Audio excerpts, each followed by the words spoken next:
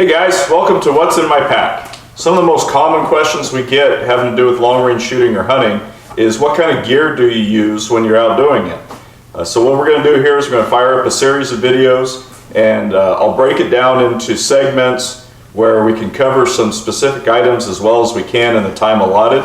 This isn't going to be an all-out review on any one piece of gear, but rather it'll be kind of an overview of that particular kind of gear and why I'm using it. So to start the series off, we'll just jump right in and start with the pack that I've been using for the last couple of years. This is Kifaru's EMR II. Okay, before I start unloading this and showing you what's in it and how the pack works, let's talk a little bit about the pack itself. This is Kifaru's EMR II. It stands for Extended Mission Ruck. I've got it sitting on a 26-inch duplex frame. This combination of pack and frame will hold a lot of weight very comfortably.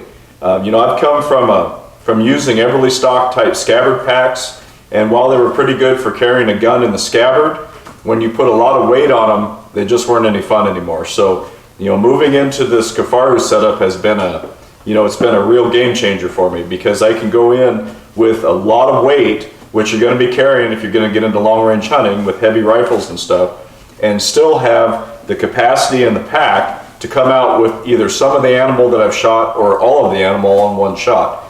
It'll carry, this frame and bag is capable of carrying a lot more weight than I can carry.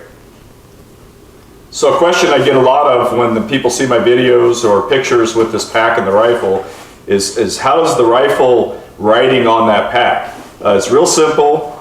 You just undo these two compression straps to move the lid out of the way, and then there's a series of 3 straps that you undo, and then down here at the bottom there's what's called a Gunbearer. That's just a pocket, a sleeve that hooks up into the top of the pack. You just pull the rifle out. It's real fast, it's really secure, very easy to carry a long gun like that. So on the other side of the pack, because that rifle weighs about 13 pounds, you want to try to even the weight out as much as you can. So on the other side of the pack, I carry my heavy tripod, which is the Slick 824 CF, and then I try to stack up as much heavy gear inside the main pack body on this side. Okay, here's the Gunbearer. It's just a pocket that the butt of the rifle sits in. It has a strap on it that's adjustable, so you can move it up and down if you want to carry it closer to the frame along the waist belt here. Most of my guns are really long, so I keep that thing extended so I can have the rifle not too high above my head. This pack and this setup will carry my Canyon rifle, and it weighs 16 pounds and it's 54 inches long. So it's perfectly capable of carrying just about the biggest gun that you're going to be actually hunting with comfortably. Now the way this works is you put the rifle in, well, this is laying on the ground, and then I have it in place, and then I just bring this, they call this the bat wing. It's just a big pocket that's sewn onto the frame bag. It has a zippered opening so you can put gear in it. You can put a pack or a jacket or shirts or gloves or hats or any kind of soft goods you want in this pocket, and it'll help protect the scope and that side of the rifle pretty well. So you have 3 compression straps that are hooked into the frame that come across, so once you get the rifle in place, you can hook the other side to them and just cinch them down and get this really tight and secure. Okay, so over here's the pile of gear that was in the pack. This is the pack completely compressed to the frame. You can see it's pretty narrow. It's no wider than the frame is. When it's empty, you can compress it down, so if you wanted to have the pack bag to use to say pack an animal or boned out meat or something like that, you can go in with just the pack and the frame and be pretty streamlined, and when you get to where you're going, expand it, load it up, and haul it out.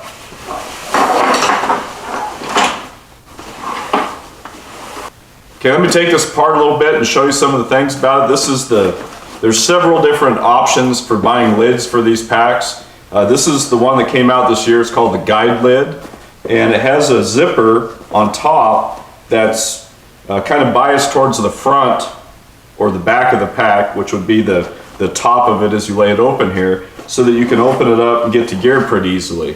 The old lid was called the Long Hunter, I think, and it had the zipper right along the top.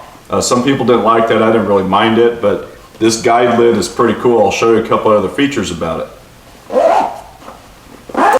Okay, one of the really neat things about this guide lid is you can either just pop the buckles and move it out of the way and get into the main pack body, or you can take it completely off the pack by undoing these two straps in the back. So now you have a bag that you can put all your shooting gear in or whatever and move away from your main pack body and frame and take a shot from a different place. Or if you want to just carry some little gear in here to go off on a hike and you don't want to carry your whole pack with you, this works really well for that. Inside the lid are two straps that you can run back and hook to the buckles, and you can actually carry it like a backpack, which is kind of cool. I don't use that very much. Mostly just use this grab handle and pick it up and move if I need to, but the lid's a pretty cool feature. And I can put all of my shooting gear in it and some water and my cameras and take off wherever I want to go. Okay, so while it compresses down really well when you don't have a lot of stuff in it, you can fill this bag up and still compress it and carry it comfortably. I think the bag is around 8,500 cubes or something. It's huge. So you just undo the compression straps and open it up, and so these pockets I was showing you earlier, they're sewn on each side. You can put gear in them. They have a side pocket sleeve that comes down the side that you can put gear into. Along the side here where the Gunbearer is, there's also a pocket here where you can put the legs of a tripod or something like that. There's two pockets on the outside that are bungee corded that you can put toilet paper or a rear bag, something you want to get to pretty quick and not have to unload the whole bag. Now what really makes this bag shine for me, and I think it's probably why I like it so much, is the cavernous main body. I mean, Jake, my son, actually got down in this and I carried him around. It's a big bag. It's got a center zip. You just open it up and you have access to the main part of the bag, which is really nice for loading meat or hindquarters or weird things, that you don't want to try to put down through the mouth of a pack that doesn't have a center zip. And I can tell you that this thing is really durable. I have loaded it to the brim and just pulled over on this thing and zipped it up, and that zipper just takes it. It's real beefy, really strong. It zips both directions, so if you have the pack laying on the ground and you just want to get into something down here, you can open up the bottom portion of the zipper and access the bag. Once I've gone to a center zip like this, I don't want to go back to a top loader. It's a really cool setup. Okay, to give you an idea of the capacity of this bag and kind of how all the compression straps and stuff work, I'm going to load something into it.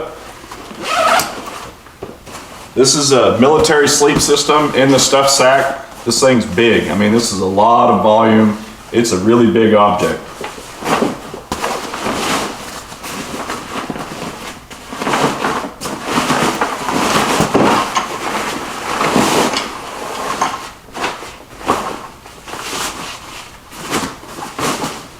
So you got the center zip, just sucks it right up, no big deal. And you've got your three compression straps that come across.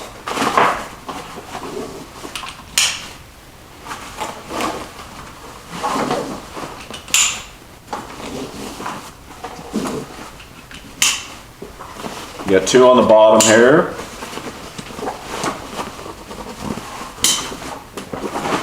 And at the top of the bag, there's a draw cord. You can really suck it tight, keep snow out of it, stuff like that.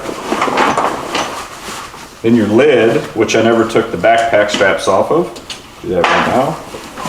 Come across the top. And you have these long compression straps here. This thing will go really tall if you want it to.